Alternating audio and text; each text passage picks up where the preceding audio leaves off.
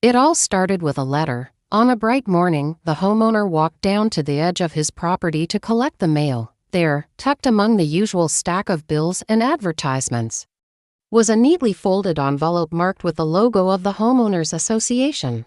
He thought nothing of it at first. The HOA sent updates often needing reminders, maintenance tips, and the occasional seasonal notice.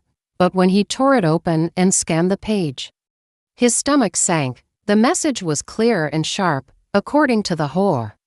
His mailbox was not in compliance with community standards. They called it illegal under the neighborhood covenant, citing reasons that seemed both nitpicky and absurd. The mailbox, a sturdy black metal post with a weatherproof lock, had been in place since he moved into the home. It wasn't new, it wasn't damaged, and it certainly wasn't an eyesore. Yet here was the HOA, claiming it violated guidelines because its style didn't align with their approved aesthetic. He read the notice again, incredulous. The HOA demanded the mailbox be removed within 30 days or face daily fines. The phrasing carried a tone of authority, a smugness that suggested they believed their word was final. To them, this was just another rule to enforce, another chance to assert control. To him, however, it felt like an intrusion, an attempt to chip away at the individuality of his property and dictate something as minor as where and how he received his mail. As he stood there, staring at the offending box that had faithfully held years of letters and packages, his mind began to churn. The mailbox wasn't the problem. The problem was the HOA itself, a group of self-important board members who thrived on micromanagement, seeking out petty violations to justify their existence. This was never about community improvement, it was about control. Frustration bubbled into determination. He would not simply bow his head and comply. This wasn't about paint colors, lawn height, or fence lines, it was about principle. If they wanted him to tear down his perfectly functional mailbox, then he would do more than replace it. He would make a statement so loud, so bold, and so unmissable that the entire neighborhood would stop and take notice. That night, ideas consumed his thoughts. He pictured designs, themes, and colors. If the HOA wanted conformity, then he would give them the opposite, a creation so unapologetically unique that they would regret ever sending that letter. The idea began to take shape, not just a new mailbox, but a monument, something symbolic, something patriotic, something that reminded everyone of the freedoms that homeowners were supposed to enjoy. The seed of rebellion had been planted. What started as an unjust notice was about to become a battle. And though the HOA had no idea what storm they had unleashed, the homeowner knew he wasn't just going to replace his mailbox. He was going to build a masterpiece. The notice from the HOA had ignited a fire. By the time the weekend arrived, the homeowner's frustration had transformed into a clear vision. He sat at his workbench with a sketchpad, measuring tape, and a cup of strong coffee, determined to draft the boldest retaliation his neighborhood had ever seen. If the HOA wanted to nitpick his illegal mailbox, then they were going to regret ever pushing him. At first, he brainstormed quietly, listing ideas that ranged from simple exaggerations to outright monuments. He considered building a mailbox shaped like an eagle, wings spread wide, talons gripping a box. He imagined towering flagpoles with banners unfurling above the mail slot.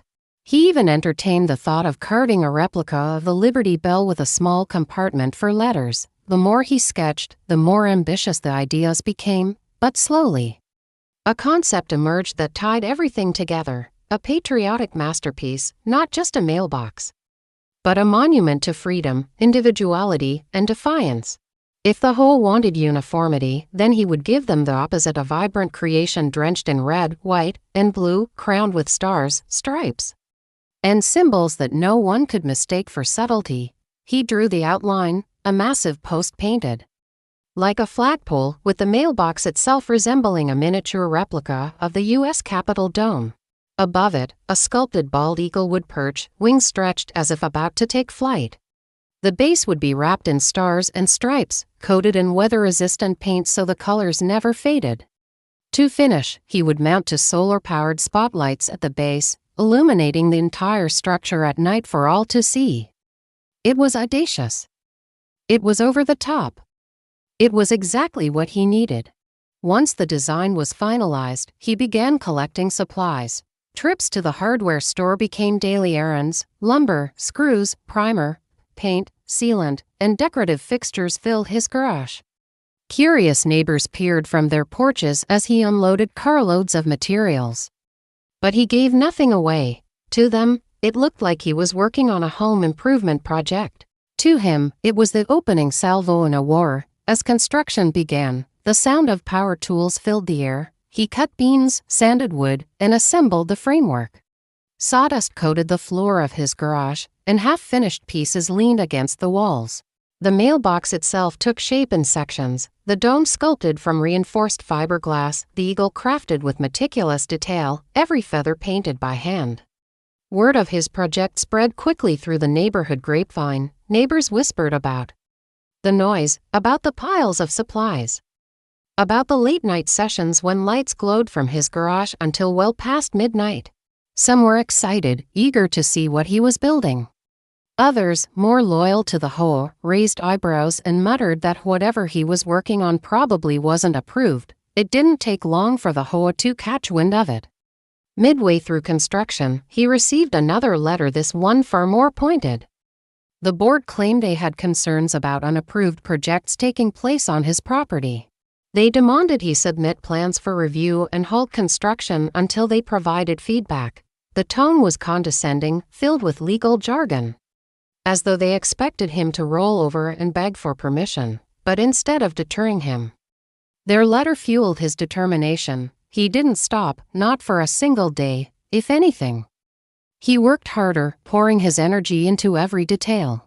He knew the whole would hate it, and that made every brushstroke of red, white, and blue more satisfying. By the end of the month, the masterpiece was nearly complete.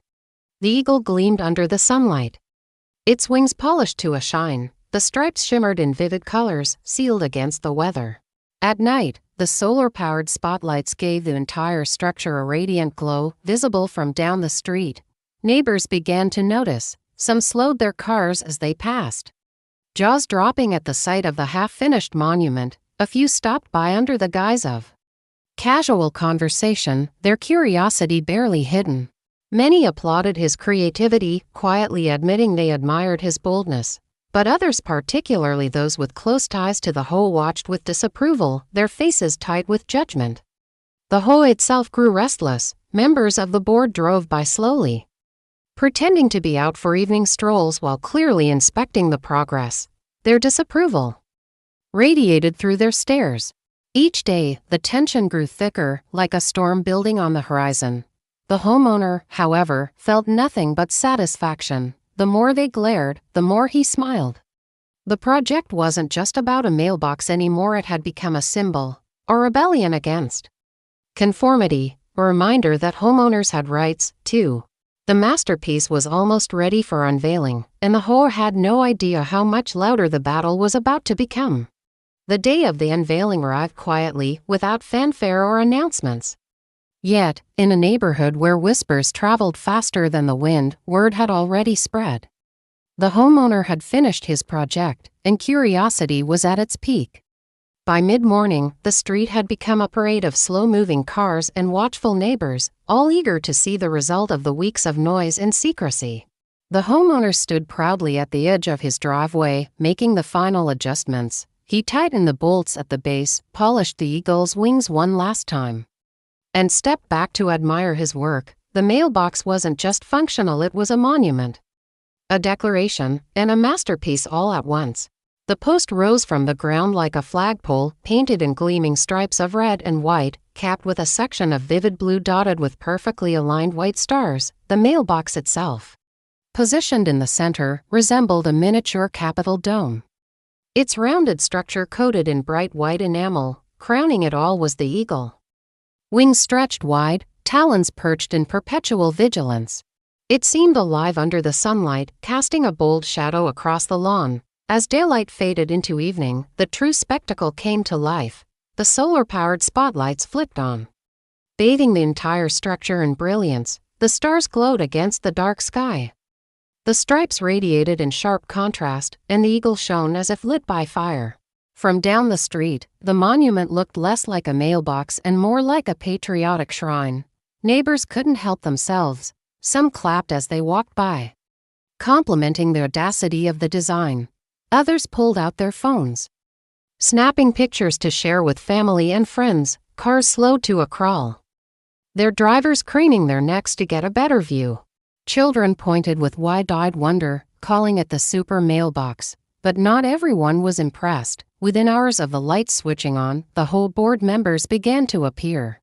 First came two of them, dressed in their usual business casual attire, walking side by side with clipboards in hand. They circled the structure like vultures, jotting down notes, whispering to each other, their faces twisted in disapproval. Later, a third board member drove by slowly, snapping photos through the car window. The following morning, the HOA's outrage materialized in the form of another letter. This one was longer, harsher, and dripping with authority. They declared the mailbox in flagrant violation of community standards. They claimed it was distracting, unsightly, and incompatible with neighborhood aesthetics. They demanded its removal within 14 days or fines would begin accruing daily. But the homeowner had anticipated this. He had already researched county regulations and postal service guidelines. His mailbox met every federal and state requirement, its size, its placement, even its functionality all fell within legal parameters. The HOA could complain about its appearance, but they had no real authority to override laws that allowed it. When the neighbors heard about the letter, the street buzzed with debate. Some were openly supportive, praising the homeowner for standing up against the HOA's petty overreach. They admired his creativity and boldness, claiming it gave the neighborhood character.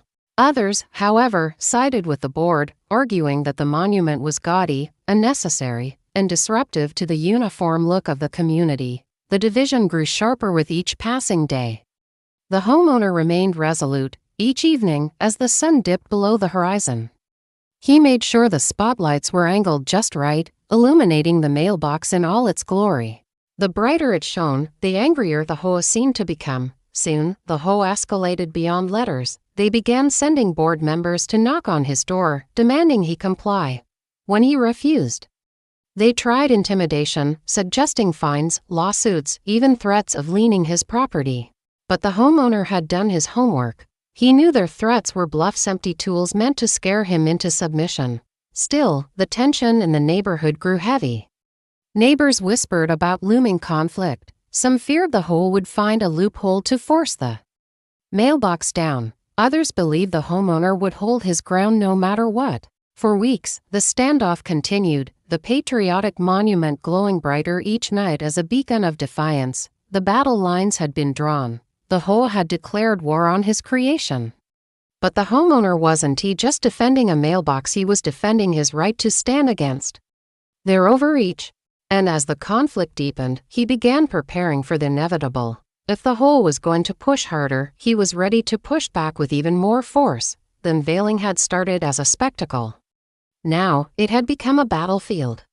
The unveiling of the patriotic mailbox had thrown the neighborhood into a quiet chaos. For the first time in years, the whole board no longer held undisputed authority.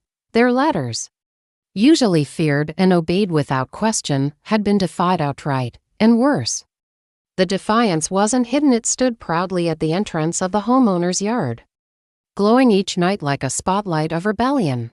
The HOA wasted no time in escalating their tactics. The next letter arrived not with warnings but with threats. They declared that the homeowner was now subject to daily fines, retroactive to the date of their first notice. They claimed he owed hundreds of dollars already, and that the total would grow by the day until the legal mailbox was removed. The language was harsher than before, filled with legal terms designed to intimidate. It threatened liens, lawsuits, and even foreclosure. But the homeowner didn't flinch. He knew their playbook. HOA boards thrived on fear, on scaring residents into compliance by making them believe they had more power than they actually did. He had spent nights poring over county codes, HOA bylaws, and state laws. His mailbox was fully compliant with federal and local standards. The HOA's rules might dictate paint colors or landscaping styles, but when it came to mailboxes, the law of the land superseded their whims. Still, the tension grew heavier every day. The whole board members passed his house in slow-moving cars, their glares lingering on the mailbox. Neighbors noticed the scrutiny and began taking sides more openly. Some waved and smiled at the homeowner when passing, applauding his courage. Others crossed the street, whispering about how his monument was bringing unnecessary drama to their quiet cul-de-sac. The divide sharpened at the next HOA meeting. The board brought up his mailbox as the first and longest agenda item. Their voices were stern, their frustration evident as they painted the monument as a direct attack on the integrity of the community. They urged members to support strong measures against the homeowner, but for the first time, not everyone agreed. Several neighbors spoke up in his defense. They argued that the mailbox was not only legal but beautiful in its own way, a unique feature that added character to the neighborhood. Others went further, criticizing the HOA for focusing on petty issues instead of addressing real concerns like street repairs and community safety. The board bristled at the pushback and used to resistance. The homeowner himself did not attend, but word of the heated meeting reached him quickly. Friends and sympathetic neighbors relayed every detail, and their support gave him more resolve. He began to prepare his defense formally, gathering documents, photos, and even letters from supportive neighbors who were willing to sign statements on his behalf. Meanwhile, the HOA tried new tactics. They mailed notices claiming he was in violation of unrelated rules. His grass was too tall, his trash cans too visible, his fence in need of repainting. Each notice was a transparent attempt to overwhelm him, to bury him in citations until he broke, but he kept meticulous records, documenting the condition of his property, taking photos, and noting the times of each so-called violation. With every false claim, he added more ammunition to his growing defense. As the battle escalated, the mailbox itself became a symbol in the community. Cars from outside the neighborhood began to drive through just to see it. Having heard whispers from friends or seen photos online, some stopped to take pictures, while others honked in approval.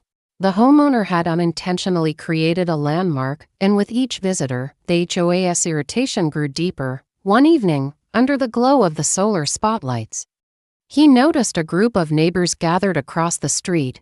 They weren't board members, just curious residents talking quietly among themselves. Staring at the monument, he could sense the shift happening.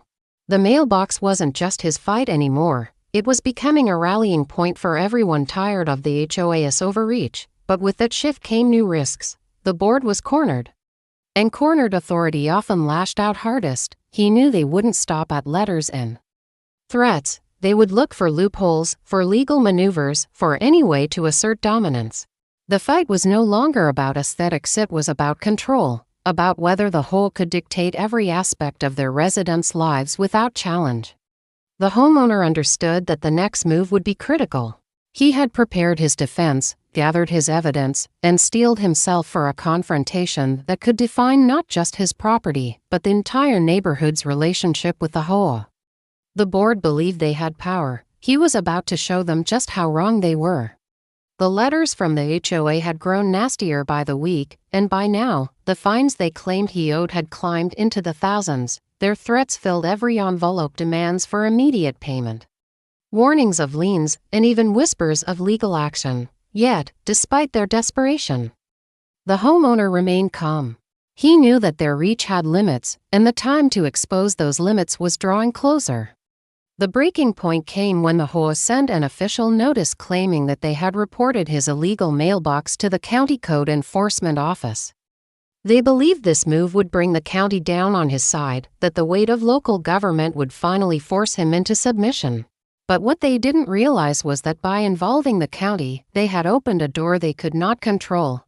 A week later, a county inspector arrived, dressed in a clean uniform and carrying a clipboard. The inspector walked slowly around the homeowner's property, examining the mailbox closely. The homeowner stood back, allowing the inspector to take notes, measurements, and photos. It was a tense moment, not because he feared the outcome, but because he knew this was the moment the battle would shift from HOA harassment to legal clarity. When the inspector finally spoke, The words were as steady as they were relieving. The mailbox, he confirmed, was perfectly legal.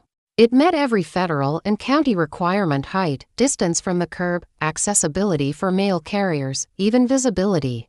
There was nothing in violation. The patriotic design, bold as it was, fell squarely within the homeowner's rights. The county had no issue with it. The inspector even hinted at annoyance that his time had been wasted on something so trivial.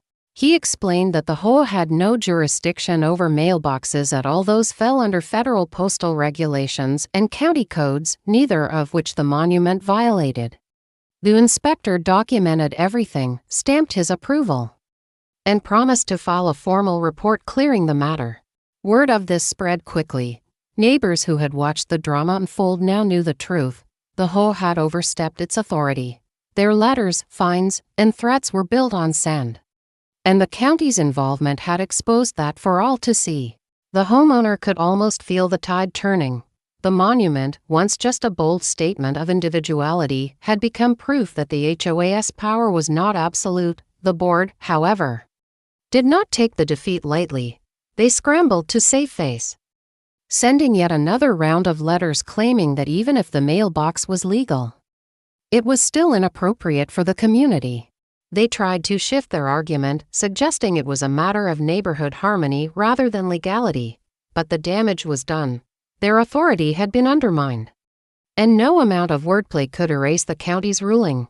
Neighbors began speaking up more openly. Some had their own stories of unfair treatment by the HOA, harassment over garden decorations, pressure to repaint houses for minor discoloration, citations for children's toys left in driveways, with the patriotic mailbox as their banner. They started to resist. Quiet conversations at backyard fences turned into louder discussions at community meetings. The board found themselves outnumbered, their once commanding presence slipping away. The homeowner watched it all with steady resolve. He hadn't just defended his mailbox. He had ignited a spark of resistance in the neighborhood. Still, he knew the HOA would not give up so easily. Cornered power often fought hardest before collapsing, and he could see the desperation in their increasingly frantic letters.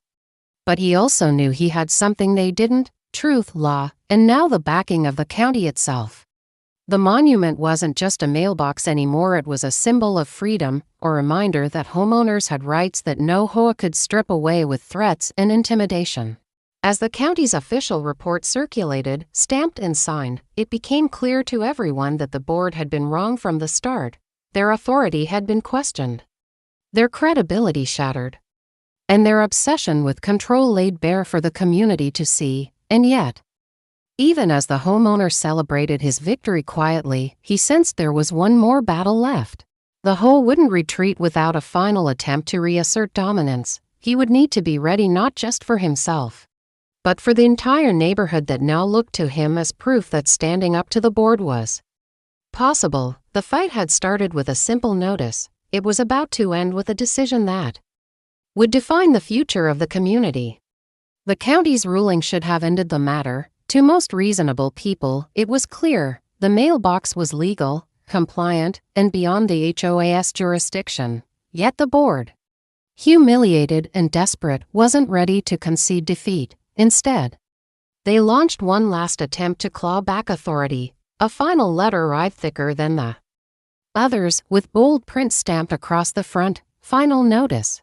Inside was a lengthy document claiming that while the county might approve of the mailbox, the HOA retained the right to enforce aesthetic harmony within the neighborhood. They framed it as a matter of community standards, declaring that the homeowner's monument was unreasonably disruptive and a threat to property values. They scheduled a mandatory hearing, demanding that he appear before the board to defend himself. But this time, the homeowner wasn't standing alone. Word had spread throughout the community about the county inspector's visit, about the false fines, about the harassment disguised as rules. Neighbors who had once been silent were no longer afraid to speak. Some had their own grievances, tucked away out of fear, but now emboldened by his defiance. The hearing quickly transformed from a one-sided inquisition into something much larger: a showdown between the board and the people they claimed to represent. On the night of the meeting, The clubhouse was packed. Neighbors filled the seats, stood along the walls, even crowded outside the open windows to hear. The board sat stiffly at the front table, their papers stacked neatly in piles.